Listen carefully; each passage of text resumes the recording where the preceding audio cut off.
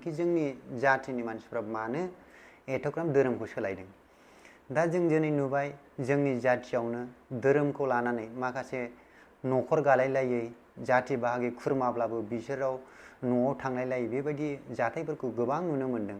जेराव हाबा हरनांगौ, हाबा हरखांनायनि उनावबो न' सोलायलायनायाव उद्रायनांनाय माबा नांनाय गोबां रोखोमनि बेबायदि समस्याखौ जोंनि समाजाव नुबोगासिनो दङ। दा मेइन रिजोना मा आं बेखौ मिथिनो लुबैयो आरो जोंनि जाथियाल' मानो एथ'ग्राम धोरोम सोलायदों। खुलुमबाय नोंथांमोनखौ आंनि बे भिडिअ'आव फिर बरायहरनाय जाहैबाय। आसा खालामो नोंथांमोना भिडिअ'खौ नायनानै सापर्ट खालामगोन होननानै आरो मोजां मोनोब्ला शेयारबो खालामगोन होननानै। दिनैनि बे भिडिअ'आव आं रायज्लायनो सानदों, सावरायनो सानदों नोंथांमोनजों कि जोंनि बर' हारिया मानो दिनै गुबुन धोरोमखौ बांसिन एक्सेप्ट खालामनानै लादों होननानै। दा गोबां जोंनि बर'नि गोरों गोरा बा जोंनि जेनेरेसननि मानसि जाय गोदान दा बेफोरबो सानो खोमा कि मानि जोंनि जातिनि धोरोमा लासै लासै गोमालांनो हमगासिनो दं। दा बेनि मेइन खारना आंबोथ' मिथिला मानि थाखायदि जोंनि बर'नि फुराना जाय धोरोम दंखायो जोंहा बेफोरखौ गारनानै दस्रा धोरोमखौ एक्सेप्ट खालामदों।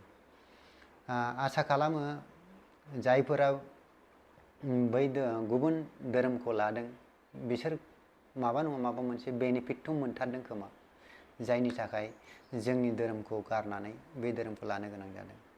आं सानो जोंनि मानसिनि जिउआव गोबां खस्थ'फोर थाखायो, जेरै लोमजानाय साजानाय, ओमफ्राय बेफोरनो खस्थ'फ्रा थाखायो। नाथाय माखासे खस्थ'फोरखौ दसे समनि खस्थ'खौनो सहायनो हायैनि बबेबा मोनसे जायगायाव थांनानै बेनिफ्राय माबा मोनसे जाबोदों बा थिग मुलाम्फा मोनदों बा इसोरनि बोर मोनदों साननानै जायफोरा धोरोम सोलायो बे मोजां नङा आरोना।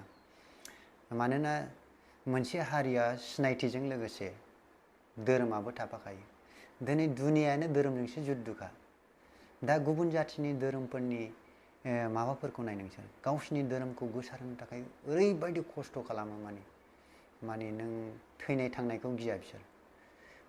दा जोंनि बर'फ्रा खावनैसो जानोसै बायदि मोनबाय आं, आदा आदा, हिन्दु आलदा ख्रिस्टान आलदा, माने माखासे आरो फिसा फिसा धोरोम दं बेफोराव बारा गैया। दा माने मोननै मोनथाम धोरोमजों गावनायसो जानोसै। नाथाय दानि जुगाव ना धोरोमखौ लानानै बिराद दावहा जायो। धोरोमनि सोरबा मोनसे मन्दिर बा मस्जिद बा गिर्जाखौनो बोखारोबा बेयाव बिसिबां माने धोरोमखौ लानानै दावहा जायो। दा दिनै जोंनि बर'हा गावनि असे धोरोमखौ गारनानै दस्रा धोरोमखौ लायो। दा दिनै खुदा नागास्ता धोरोमनि फारसे दावहा जायोब्ला मा बर'नि माखासे जायफोरा दस्रा धोरोमखौ लादों बा माबा एक्सेप्ट खालामनानै लादों, मा जोंनि बाथौ धोरोम बा ब्रह्म धोरोम गारजा होनाय गिर्जा होनाय जायखिजाया धोरोमाव जुदि दावरावफोर जायोब्ला मा बै धोरोमाव बारस्लायनाय मानसिफ्रा जोंनि बर'खौ हेल्प होगोन ना होआ, बेखौ आं दिनै सानो आरो। दा जोंनि बर'फ्रा एसेबां गोरों गोरा थासेयावबो दिनै जों आवगोलाव रोङामोन, दा रोंनानै बांसिन जों धोरोमखौ सोलायनायखौ नुनो मोनदों।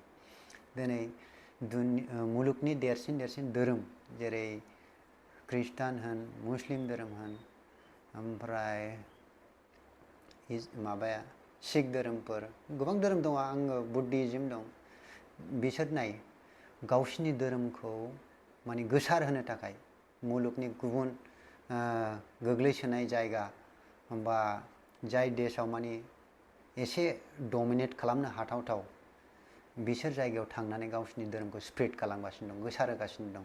बेफोरनि स्प्रेड खालामनायनि एजेन्डाया गोबां रोखोमनि जानो हागौ, नाथाय बिसोरनि गला मोनसेल' कि गावसिनि धोरोमखौ गोसार होनाय। ओमफ्राय गोसार होनायाव जोंनि जाथिखौ आं सानाखि बांसिन बिराद स्ट्रागल खालामनानै गावसिनि धोरोमाव कनभार्ट खालामनो हायो होननानै। जोंनि जाथिया मेक्सिमाम थांखायोनो होननानैसो सानो आं दा। माने जेरै मुस्लिमफोरा गावसिनि धोरोमाव हाबनो थाखाय हिन्दु एबा बाखि धोरोमनि मानसिफोरखौ गोसोथोनानै हाबा खालामनानै धोरोमखौ सोलायहोयो बेबायदि।